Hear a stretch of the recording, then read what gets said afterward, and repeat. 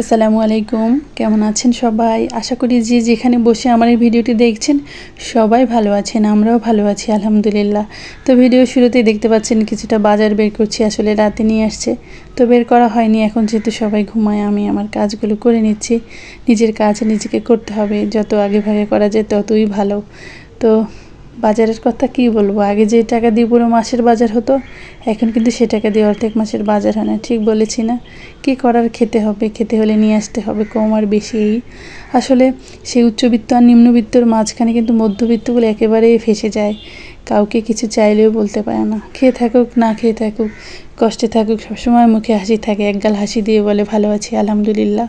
তো এই যে দেখতে পাচ্ছেন না, এখানে আমি একটু কী দেখালাম, এটা মনে হচ্ছে না ময়লা, আসলে এটা না, এটা ওই যেখানে একটা পুডিং ছিল সাদা, ওটা উঠে গিয়েছে, এখন সিমেন্ট বের হয়ে গেছে, কীরকম লাগছে না? তো আমি এখন ডিমগুলোকে ভালোভাবে একটু ধুয়ে এখন নেব। একবারে কিন্তু আমি দিয়ে দিয়েছি, আবার একবারেই উঠিয়ে নিয়েছি। তো আসলে আমরা যদি আমাদের নিজেদেরকে একটু পরিবর্তন করি, চাইলে কিন্তু আপনি আমি তো ভালো খাচ্ছি, একটু তো দেখা যায়, মানুষের দিকে লক্ষ্য রাখা যায়, কিন্তু এটা কেউ চাই না আমরা। আত্মীয় স্বজন যদি গরিব থাকে তাহলে কিন্তু তার কাছ থেকে সবাই দূরে থাকে, আর বিপদে পড়লে তো কথাই নেই। তারপরও যার বুঝে তার কাছে, সৃষ্টিকর্তা কিন্তু বলেছে সবাইকে নিয়ে মিলেমিশে থাকতে।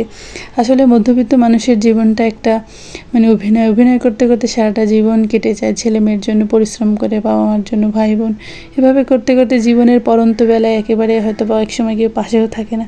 ছেলে মেয়ে প্রতিষ্ঠিত হয়ে চলে যায় দূরে, কেউ জিজ্ঞেস করে, কেউ করে না। হাজারো ছেলে মেয়ে আছে বাবা মার খোঁজ নেয় না, আবার হাজারো ছেলে মেয়ে আছে বাবা মার জন্য জীবনটাও দিতে পারে। এটা ভাগ্য, আল্লাহ যার ভাগ্যে যেরকম লিখে, তার নিয়তির তো আর পরিবর্তন নেই। তারপরও কিছুটা চাইলেও পরিবর্তন করা যায়। এখন তো ভালো মন্দ মিডিয়ার যুগে সবাই ভালো দেখে, মন্দ দেখে, দেখে কেউ ভালো শেখে, কেউ মন্দ। যাই হোক, আমি আমার কাজে আসি, বাজারে গিয়েছিল, কিছুটা মোরগ নিয়ে আসছে, মোরগ না মুরগি তো আমি বুঝতে পারি না, যাই হোক জানিয়ে আসছে, সেগুলোই কেটে ধুয়ে দিয়েছি। মেয়েদের পছন্দ মুরগি, তাই তো আজকে কিন্তু সে বাসায় ছিল, শরীরটা বেশি ভালো না। তারপরও আসলে জীবনসঙ্গী যদি ভালো হয়, জীবন চলার পথটা কিন্তু প্রশান্তির হয়, তাই না? জীবনে মরণে সব কিছুতেই শান্তি থাকে, সুখ থাকে। যাই হোক, এটা ভাগ্য, আল্লাহ বিধাতা নির্ধারণ করে, যার ভাগ্যে যা জুটবে সেটাই। নিয়তির তো আর পরিবর্তন নেই।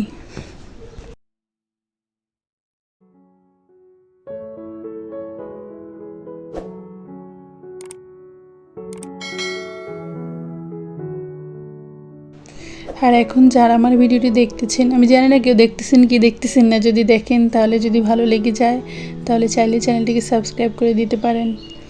তো এই যে মশলাটা কষানো হলে এখন সে পানি দিয়ে দিচ্ছে। আসলে সে তার মতো করে রান্না করছে, মাঝে মাঝে না অন্য মানুষের রান্না খেতেও খুব ইচ্ছে করে, তো এই জন্য রান্না করে দেয় যদি সময় পায়, ভালো লাগলে, না হলে নাই। তো সেখানে কিন্তু সে ভাজা জিরার কিছুটা গুঁড়ো দিয়েছিল, এটা আমাদের অঞ্চলে খুব দেয়, এখন সবাই দেয়। তো সাথে কাঁচা পাকা আম মাখা, অনেক দিন অপেক্ষা করেছিলাম। আমার না এই জিনিসটা কীরকম ভালো হয় না, আসলে এটাই হচ্ছে মূল কথা, ঝামেলার থেকেও বেশি ভালো হয় না আমার হাতে। তো গুড়, চিনি, লবণ, বিট লবণ, তারপরে মরিচ দিয়ে ভালোভাবে মেখে নিচ্ছে। আসলে এগুলো খেতে না অনেক মানুষ একসাথে খেতেই মজা হয়, তাই না? দুজন ভালো লাগে না, কী আর করবো, যেহেতু এখানে কেউ নেই।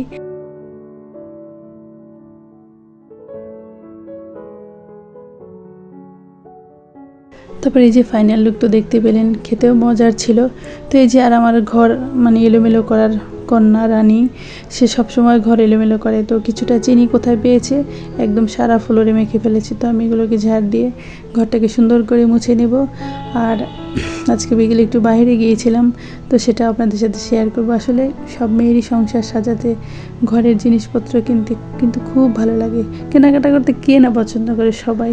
আমারও না, যখন আমার সংসারটা কিন্তু অনেক বছরের, 12 বছরের, কিছুটা কিনেছি যখন ফেনীতে ছিলাম, এখন আর ভালো লাগে না এই আয়োজন। কারণ তো যারা আমার ভিডিও দেখেন আগের পরিচিত, তারা সবাই জানেন আসলে একটা মেয়ের গোড়া যেটাকে বলে, গাছের শিকড়টা যদি নড়বড় করে তখন কিন্তু কিছুই ভালো লাগে না। তো তারপরও জীবন তো থেমে থাকে না, যেহেতু দুটো মেয়ে আছে, ওদেরও চাহিদা আছে। ছোটোটা তো একেবারেই ছোটো, বোঝে না, বড়োটা তো একটু বোঝে। তো আমি কিন্তু একটা মার্কেটে চলে আসছি, এখানে না বেকিংয়ের জিনিস বিক্রি করে। তো এখানে এক জায়গায় আসলে আপনি সব পেয়ে যাবেন, কুমিল্লা বেকিং টুল বলে। আপুর কিন্তু একটা পেজ আছে, ঠিক আছে, উনি বেকিং শেখায়ও। তো এখানে জিনিসগুলো অনেক সুন্দর হয়, বিভিন্ন রকমের যে আর্টিফিশিয়াল ফুল সব কিছু। তো আমার মেয়ে বলতেছে এটা নাও ওটা নাও ওটা নাও। তো কিছু জিনিস কেনাকাটা করেছি, এই যে ছোট ছোট আসলে কাচের জিনিস, সিরামিক সবই আমার ভালো লাগে, কিন্তু যাদের ট্রান্সফারের চাকরি তাদের কিন্তু খুবই সমস্যা হয়, প্রচুর জিনিস নষ্ট হয় এই এক অঞ্চল থেকে আর এক অঞ্চলে যেতে। তো 2টা কাচের জার নিয়েছি, 2টা প্লাস্টিকের আরে ফেলে যেগুলো, তো কয়েকটা বাটি প্লেট, এই কয়েকটা কাপ, বেশি কিছু না। কিন্তু আমার কিন্তু ভালো লাগছে, আমার মেয়ের বেশি পছন্দ, মেয়ে বলছে এগুলো কেনো, তাই কিনলাম। ছেলে মেয়ের ইচ্ছাকে অনেক সময় প্রাধান্য দিতে হয়। তারপরে এই যে অনেক প্রয়োজনীয় জিনিসও ছিল এর ভিতরে, মেয়ের জন্য কিছু খাতা কলম, এগুলো একবারে নিয়ে আসছি, বারবার নিয়ে আসতে আসলে ঝামেলা হয়। ফয়েল পেপার, বেকিং করার জন্য যে বেকিং জার, মানে কাপ কেকের জন্য, তো এই আর কি টুকিটাকি, একটা কাঠের চপিং বোর্ড। তো কেনাকাটা করে কিন্তু মনটা আসলে আমার না ছোটো ছোটো জিনিসই অনেক সময় ভালো লাগে। আর আমার সব থেকে মহামূল্যবান জিনিস যেটা মুকসিদুল মমিন আমি বরিশাল রেখে আসছি, তো নতুন করে আবার কিনে দিয়েছে আমাকে। আসলে ওইটা ছিল আশরাফিয়া প্রকাশনীর, আর এটা হচ্ছে সোলেমানি। আর এটা কীরকম হয় তা তো জানি না আসলে। আমরা মানে কি বলবো, এটা আমার, এই বইটা আমার অনেক পছন্দের। এই বইটা পড়লে না আমি একটা আলাদা প্রশান্তি আসে আমার মনের ভিতরে।